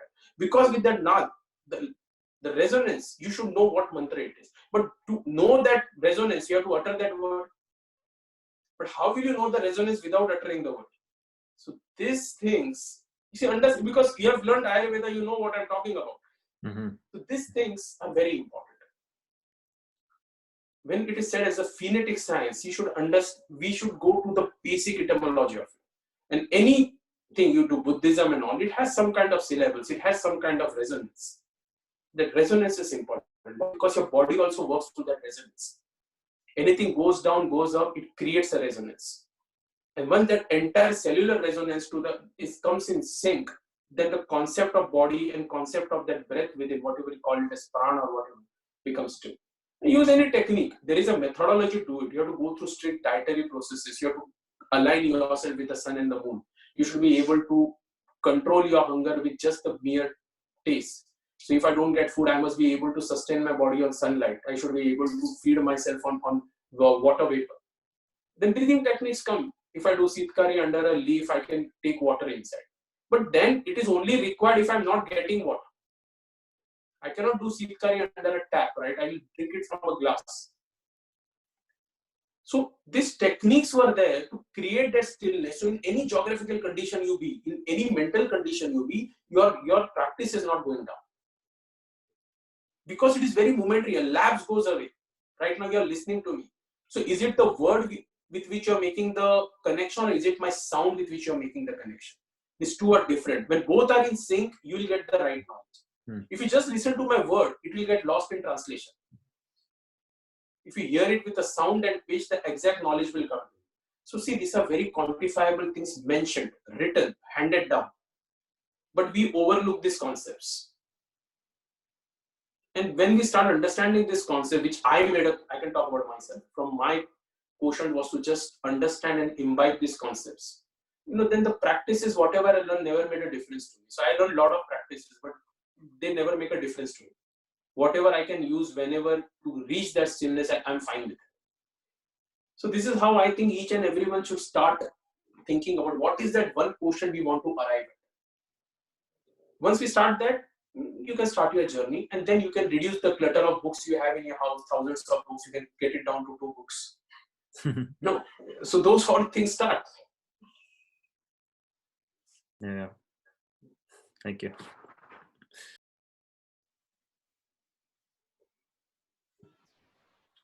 Dr. Sumit, can I ask you, before Sanskrit, there was a different language. It begins with T, Tamil or something. Tamil. Pardon? You're talking about Tamil? Yeah, Tamil, yeah. And the chakras were actually different. They were, I think, black for the earth. The root chakra wasn't red, and it wasn't red, orange, yellow, green. It was black, I believe, blue, I think orange, then yellow, something like that, and then clear for the third eye. Can you speak a little bit to that and why those systems were distorted by maybe negative avatars or? See, maybe this is a theory put up by certain people, but I'll tell you the real thing if you really want to go into the research form of it. So Sanskritam is a word form of language. Okay, oral form. Actually, the language was called Sanskrit, Sanskaram. Why? Because the sound form, when they developed into a word form, you're doing a sanskara over it, right? So let us say that I've known a sound, the way to utter it. So I know one sound. Combination of two sounds might make some kind of a meaning to someone, right? If I say khaga means anything that flies. It could be a pigeon, it could be an eagle, it could be anything. So in Sanskrit, there were no proper identifications. They were just combination of something which described a lot of things. So we can make sense of what it is. So because they were processed, it was called as Sanskritam. Sanskaram, you do it. Now, the way they were expressed, the lipis came, the way to express came, first came the Brahmi lipi, then came the Devanagari. There is a different way of how the lipis originated. You can so go to the Stone Age also, the earliest form of representation by man through sounds was cuneiform way of doing it. They used to inscribe something on stone. They made no sense, but they were very forms which were understood. So now go to Sanskrit also. It was forms. Some people say it came from the Damru of Shiva. Some people it came from that half moon. In Tantra, it is said like that. So this is how these things, the knowledge was propagated. Similarly, the origins of Tamil are also said in that way. They said that no, before Sanskrit was developed, there was this knowledge of Tamil which pre-existed. But a lot of the things are very interchangeable in both the languages. So some say they have picked up from Tamil, because in Tamil also there is a word called which means expansiveness. So they say the Om syllable has come from Tamil. So Sanskrit say no, it has come from Sanskrit. But eventually, if you go to the base, it doesn't matter where it has come from. The sound is important. What it signifies is important as knowledge, because in Om, all knowledge is there. It starts from Ma, there is a Nad, there is an Ant, and that is the sound within which all creation occurs. How it is represented, who found it first, how it was represented, that is not a question. Coming back to the concept of chakra, and its the colors you mentioned, these things were not apparent earlier. These things slowly started as people started understanding that when they wanted to internalize something. If you go into the Vedic literature, very rarely you will come across something called as chakra. This started with Hati. When they understood that the sun here and the moon is dripping some kind of a nectar and the sun is absorbing it and we are not getting it. So we have to absorb it to create that space within. And why this chakra? Because yesterday when I was talking about it, these are basic nerve complexes, we can say, just if I have to make a correlation. To completely overcome that kind of vasanas, like with Muladhara chakra is there, it overcomes all your food, thirst, craving. So there are no dependencies. So when those dependencies go, like I was talking with Mr. Joss saying that if I go to the mountains, I'm hungry, I'll feed off sunlight. So if I have overcome that craving of food, it doesn't matter where I'm situated. That is not binding on me, because it is making me still. So when you start doing it, that chakra or the nerve complexes, you get overwhelmed. Now some people say that you have to meditate on it. So when you meditate on that chakra and it is getting completely under your control, you see a light. It is of this color. So these are very, it's a very subjective terms to introduce you to a subject. But if you take them literally and start thinking, okay, now I'm meditating on Muladhara chakra, it should be yellow. But no, Tamil, it is said red or it is said black. Then it is just something for the literally people to discuss. Eventually, practically, it is making you no benefit, because if you cut open a body, there is no chakra. There are no complications. In certain Hatha Ratnavali, 13 chakras are given. In certain texts, 64 chakras are given. I've made a video on history of yoga. You go and watch it. In this, I've tabulated the number of chakra from when to when it came down. So it depends upon which lineage you are following and how exactly they're elaborating the same concepts to you. So eventually, even if you're meditating on a chakra, you're meditating on a sound of that chakra, like lam, ram, vam, whatever it is. So why that sound is there? Because when you can understand the frequency, maybe that kind of a varna, because sound is always represented by a varna. Varna means color. In Sanskrit, the varna is a sound form in the reflection form. And therefore, the Sanskrit letters are called as varna mala. Varna means what? Varna doesn't mean writing. Varna means a color.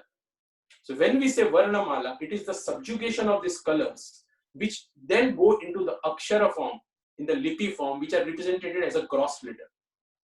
The combination of gross letter becomes a shabda.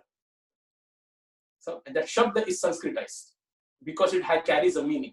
So see, this is how exactly these things develop. So I think for a person or a practitioner, this concept should not matter who said what. So if you say, no, today the Tamil literature fascinates me. So are you going to change the color of the chakra, which you were thinking yellow and now you want black? What difference does it make to you?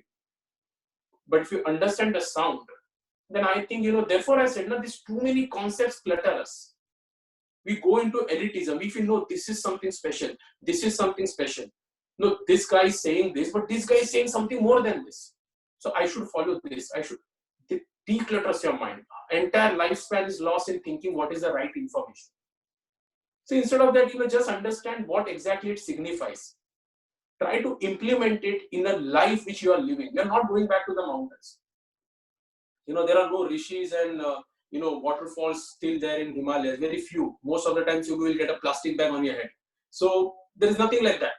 So you are not going to go back in such places and keep and meditate, be in a cave, take some fire, go there. So I'm telling you that when we start understanding this concept, you have to stick to one concept. If you stick to the Shabda Varna concept, try to develop and focus, take one beach, whatever it is, try to see if you can resonate with it without thinking over it. Can you cut the independence and chaos, like arriving at your own aham? That will only come if you do proper yam and niyam. You have a good diet, you have a good discipline. Eventually your ties with food and thirst go away. It doesn't matter how you hydrate your body. Eventually you're not putting up any cosmetics on your face. From within, your body is becoming good. You're understanding the changes within. Is it getting rough? Now, is it getting proper? These things when starts happening, you're understanding all your 72,000 nerves are contributing to the prana. These prans are coming from the chakras which I was talking yesterday. So they are retaining more prana, they are not wasting any prana. And then these energies come. Now if you find these energies through sexual practices, so be it. You find it energies through your whatever thing you're doing, so be it. Doesn't matter. The concept where you want to come matters. And then all this text can be a subordinate text. But if you want to do a PhD translation, then maybe we can discuss this some other day, which is more earlier and which is more later.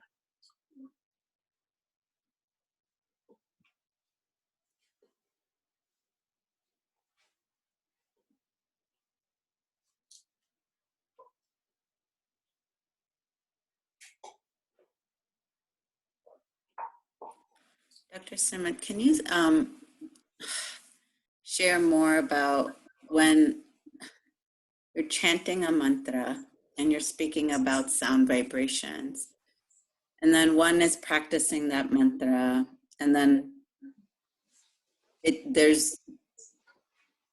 you just don't want to chant it anymore. It stops, and either you don't want to do any of the chanting, or another mantra or the comes into one's life. Like, what dynamic or what is happening there when it comes to one's growth or sound or the light that you speak about? So this mantra is like completely different topic, okay? But to elaborate on it, what I'll say is that you take up a mantra. Now, what kind of a mantra are you taking? When we say Bij mantra, then these are like complete RNA sound forms which come encapsulated. So they are useless if you chant, unless and until you know how to chant it and how to reflect it with it with a proper initiation. Initiation is not really require a guru or something. A proper understanding of how to put stillness within. So that is the reason those mantras are never job, because if you play around with it with a wrong diet, they can cause you a lot of problems. They can cause physiological changes. People can get diarrhea, people can fall sick, people can get pains. Why? Because you are shifting certain resonance values in your body. The only safest mantra what you can use anytime is Om mantra, because its frequency cannot be reached by any possible human unless and until you are that good with your practice. So Om is used anywhere. Apart from that, if you talk about other mantras like Gayatri mantra or Mahamrityunjay mantra, then these are not those mantras which are used for those kind of sound nada practices. Those mantras are used for incantations, intonations, so that within a particular methodology, when you start developing and chanting those, eventually you start realizing the form in that mantra. So those have some specific meaning towards an oblation towards a deity. See, when I chant a Gayatri mantra, I feel good. Now today I don't feel good. I'll chant Mahamrityunjay mantra. It doesn't make a difference. You're chanting it because for some stability in your life. Some people chant the Mahamrityunjay mantra because they feel stable. They feel good enough. They go out. They get this sense of appropriation that nothing is in my control. I'm grounded. So you go in the morning, you do your sadhana, you chant a mantra, you go out for work. Beach mantras are something which reside within you all the time. But for that, a proper methodology with breath, awareness of breath, the proper incantation of how exactly you're projecting, with which swar you're projecting, even as you're saying, certain students which are saying, that which vayu you are using, are you using udana, are you using which vayu, that is very important. So those are very specialized practices, but they should not be learned without a specialized goal. So these mantras like Reem or Kleem, you should not be using like that. Of course, few mantras, it doesn't matter, because most of the time we cannot chant these beach mantras properly, so that sound doesn't make a difference. But if you're chanting it, by mistake, if that resonance is there into your body, and you're not complementing it with proper diet, it can cause you a lot of issues, because it's a sound waves. It is like a sonograph, it is like an MRI. If it goes wrong, if the resonance is not wrong, it can cause cell destruction.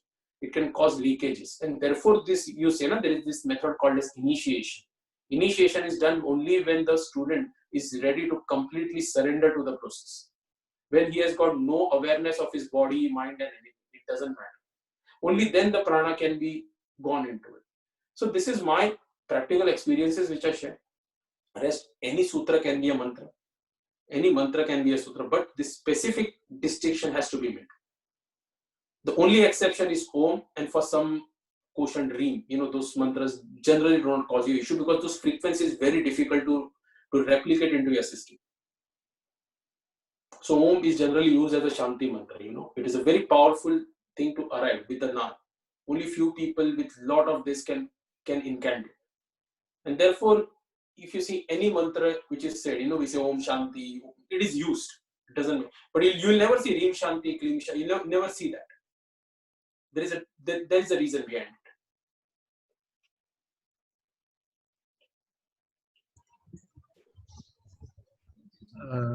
What about Soham? I have just few days back I have read there's a meditation practices, and they say mentally you say once you inhale you say so, and exhale hum.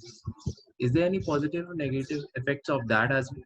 You see, Soham is like a Ajab Gayatri. It's like when you say it is Sa, Ha. So it is Soham.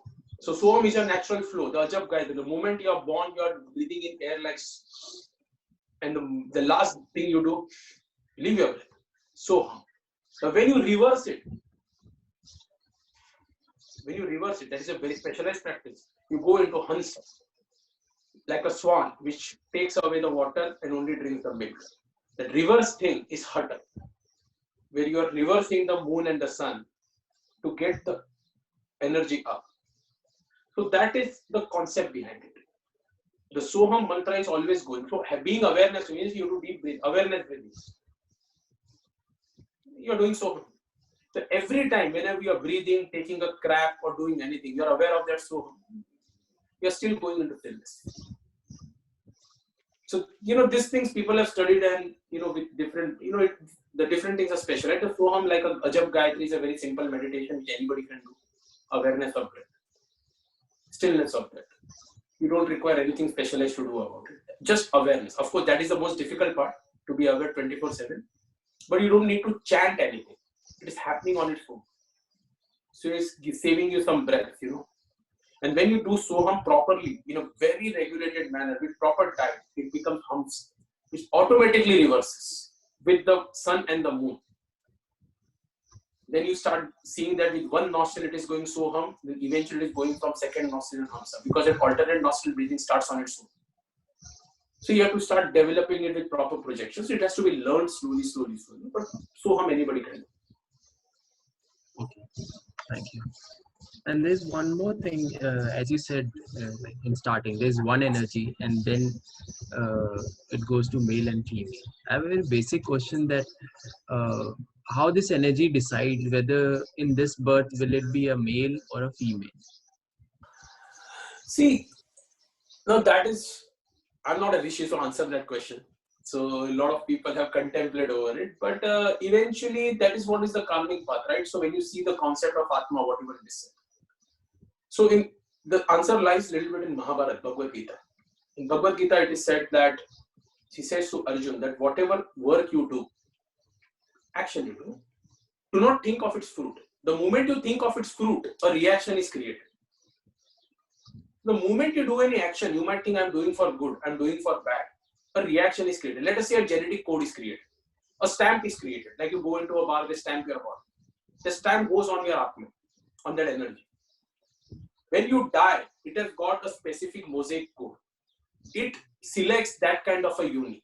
And therefore it is written there are 84 million unis. 84 million is an incalculable number. So for every imprint, unique imprint of that Atman, a uni is already there.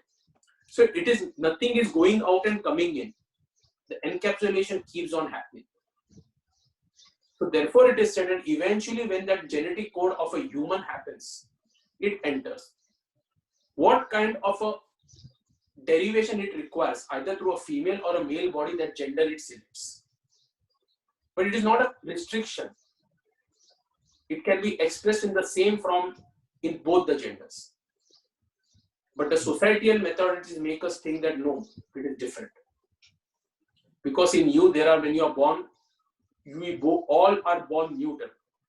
In the second month, certain hormonal complexes happen and your body takes shape, either as a male or as a female.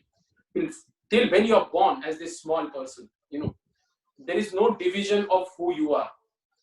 Of course, they can select, nowadays in IVF, you do all these things, they're different. But if we're just talking about a pure conception process, so Atman never decides it. That karma vipak, when it happens, when it goes through it, eventually it happens. And that is that, therefore, this concept of karma is a little bit difficult. Karma is not what you do, what you get. It is a very technical process to understand. And therefore, I said that it's very difficult to simplify it in 5 minutes, 10 minutes, but I hope you got the gist of it. Yeah. And there's one more thing that you said, stillness.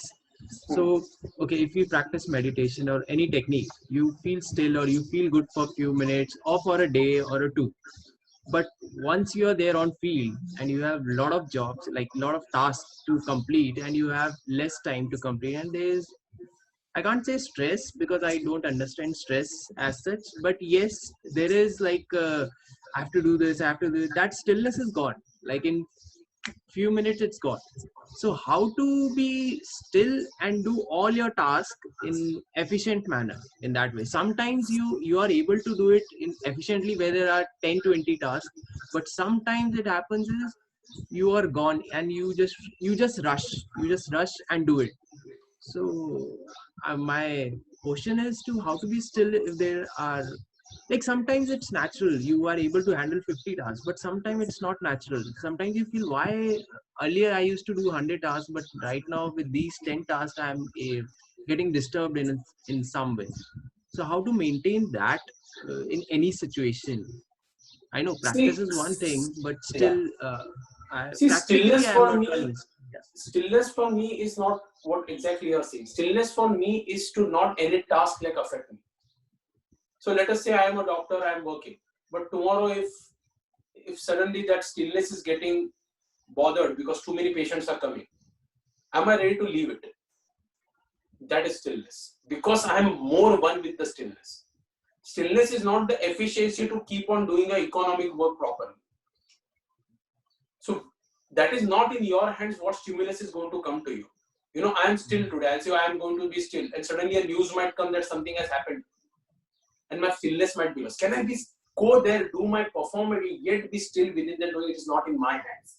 When you start cultivating, as I told about the concept of ahem is to know your own manifestation and nothing be let manifested within, and therefore it is a little bit difficult.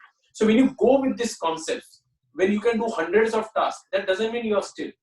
That means you're using your prana more because you have done something 4 or 5 days better to enhance it.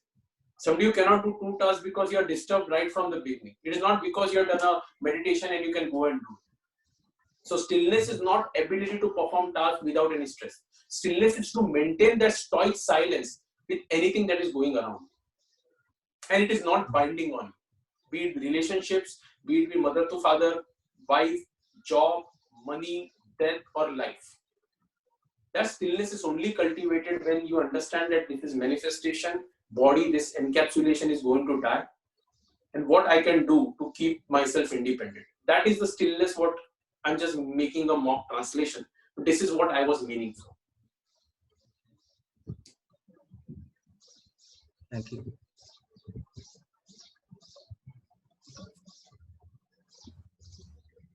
So there's a comment question in the chat. Thank you from Bhairavi. Thank you, Sumit, for continuously breaking our limited concepts based on information and getting us back over and over to the fundamental concepts. As far as diet is concerned, I hear you say that one should be able to eat anything without attachment. And I also know you put very strict restrictions for food and lifestyle. Is this because the strict schedule sets a foundation for the times when one is not able to have the scheduled food and lifestyle? Also about organic practices, and I know this is a huge topic for the purpose of stillness and expansion, question mark. I think it says orgasmic. Oh, sorry. Also about orgasmic practices, and I know this. Thank you, Gia.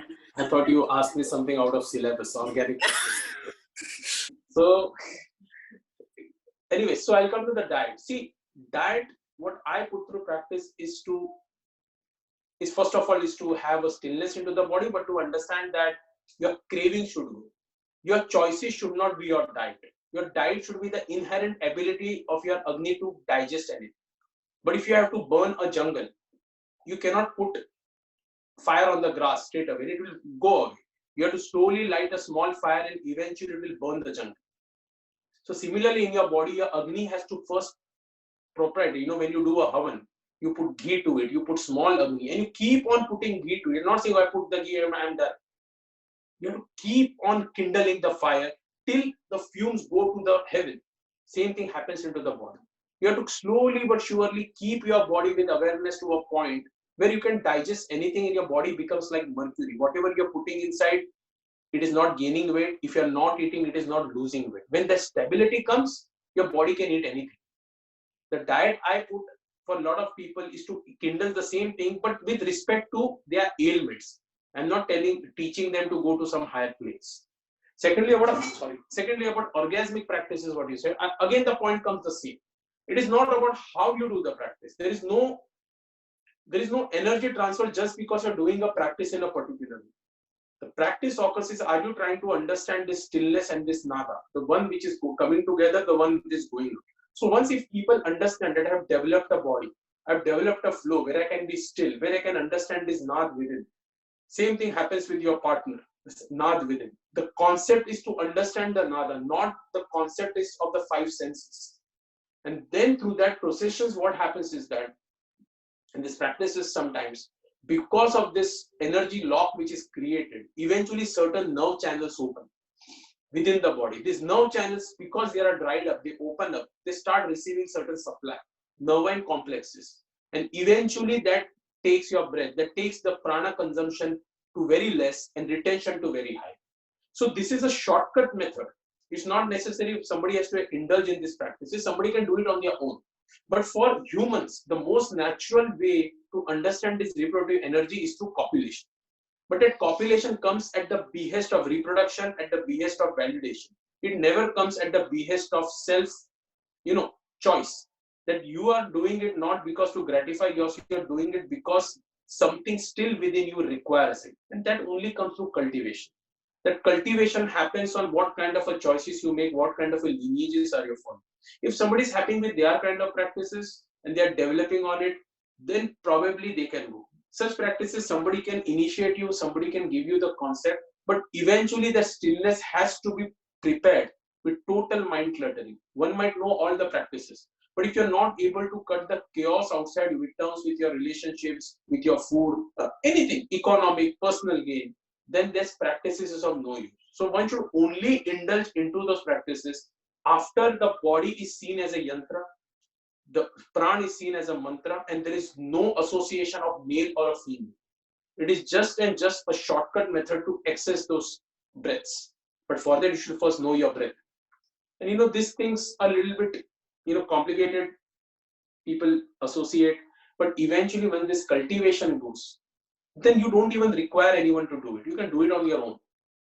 You can do it because you know what exactly channelizing you're pulling. What is that exact response you had? Where your structure, your posture, all matters.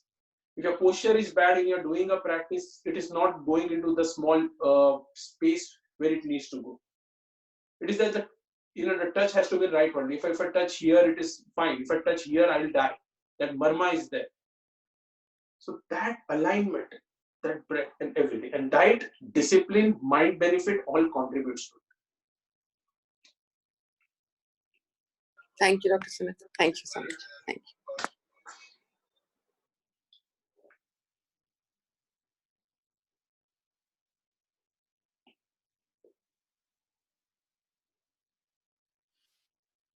Okay. Any last questions or comments before we close for the night, at least night here in the East Coast, US?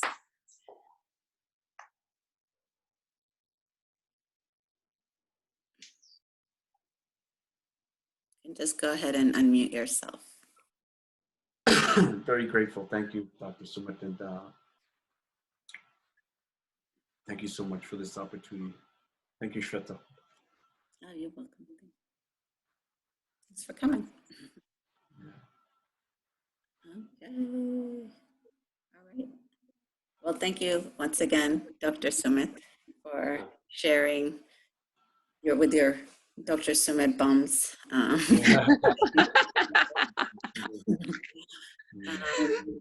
So we have a few more sessions coming up. Thursday is Whiskey as Medicine.